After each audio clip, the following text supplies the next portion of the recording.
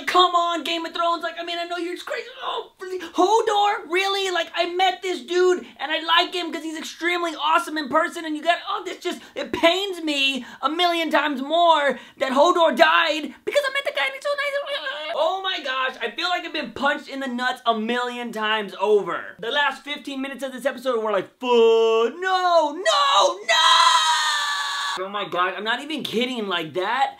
Andy, that might have been probably the most powerful death for me. I don't know, the Red Wedding was pretty crazy, but Hodor, like, he's sacrificing his life for everybody, and you find out how he got his freaking name. Hold the door, hold the door, hold the door. You hold that door, Hodor, because you're amazing. Oh, I can't believe it, not Hodor. Why? Like, oh my gosh, where he's just holding it, he's just there, and they're freaking breaking through and cutting his leg and cutting his face, and I was all like, oh no.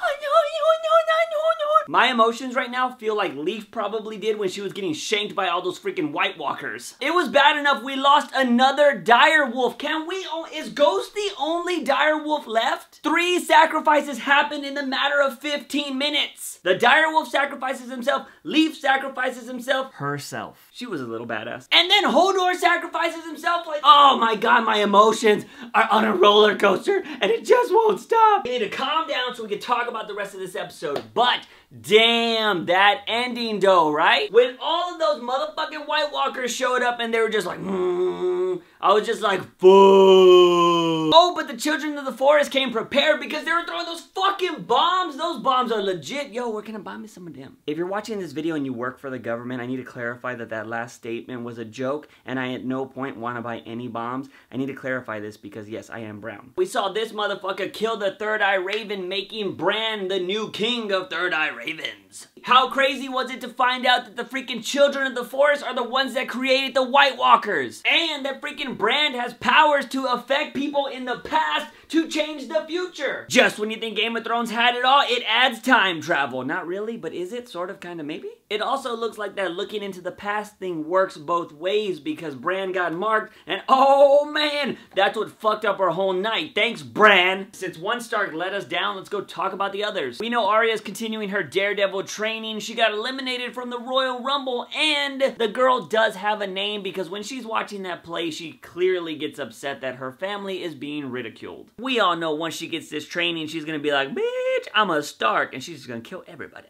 We got to see Sansa put Littlefinger in his place, and we saw Jon Snow gearing up for war. The Starks will rise again. Seriously though, I'm so glad to see Sansa not crying anymore. I mean, she was in a lot of shitty situations, so I know why she was constantly crying and being sad, but it's so awesome to see that she has a backbone, and she will put a bitch in her place, or his place. She's even helping with the battle plans to take back Winterfell. Damn, Sansa, you a badass. This whole season's been about war. Everybody is building their army and there is going to be a big motherfucking war. And I swear, if this big motherfucking war between all these people before the White Walker War, if it doesn't happen this season, I'm gonna be so pissed. Also, fuck Littlefinger just because. I'd like to take a break from our normal scheduled programming and talk about a little segment I like to call Juice's Loves. Game of Thrones has always been so good at destroying our emotions, but they've also been really good about introducing us to new lady loves. And this week was no different. Roll the clip!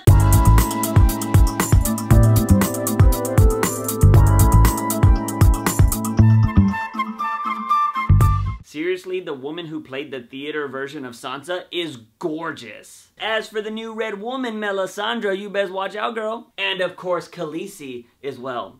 Khaleesi. You want to know what all these women have in common besides being extremely beautiful? I bet you they're all gonna kick some ass. Or do something to show that they shouldn't be messed with. Khaleesi's already done that, but she ain't afraid to do it again. We saw our new red woman put Lord Varys in his place. It's Varys! Damn, a lot of dudes got put in their place tonight. I think the theater Sansa is the one behind wanting that one theater chick dead. I mean, Arya kind of hinted at it already. And we don't even need to talk about Khaleesi because she's motherfucking Khaleesi. Mother of dragons. Speaking of Khaleesi, we saw that she told Jorah that he needs to find a cure because when he does, she needs him by his side. By her side, not his. Gotta hand it to that dude, he never gave up, but you know, is this more of a never give up scenario or like Stalker scenario that actually won? Like, which one is it? Do you guys and gals actually think he's gonna find a cure, or is he gonna show up like all Stonehenge-y and probably save Khaleesi again one last time? I didn't really touch on the whole Ironborn situation of the uncle coming back and basically stealing the whole throne from Theon and his sister, and then we saw Theon and his sister sail away on a freaking ship. Where the fuck are they going? Could they be on their way to Daenerys? Are you kidding me? It's Daenerys! And somehow trying to join up with her before their uncle does, or maybe they're gonna be like, they're coming to invade you, maybe you need to destroy all of them. Could it be something along those lines? Do you think that Theon and his sister will join up with Khaleesi, or are they just going somewhere else? Last thing, Tormund and Brienne Tart, that's totally something going on, right? Somebody mentioned this to me, that they got a little ship going on. They're like, ooh, something's gonna happen between them, but man, I saw it tonight. She mentioned him.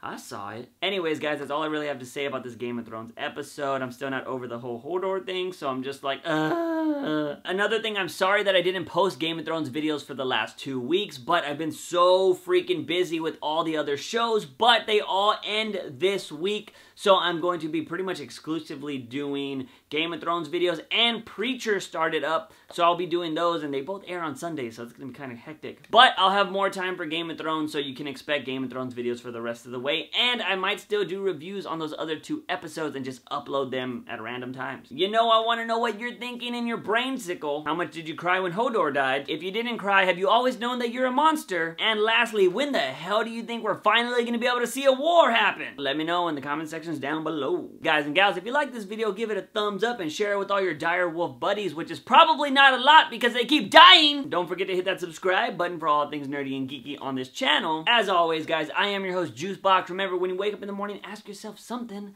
Have I had my daily dose of juice? See you guys next time. Bam!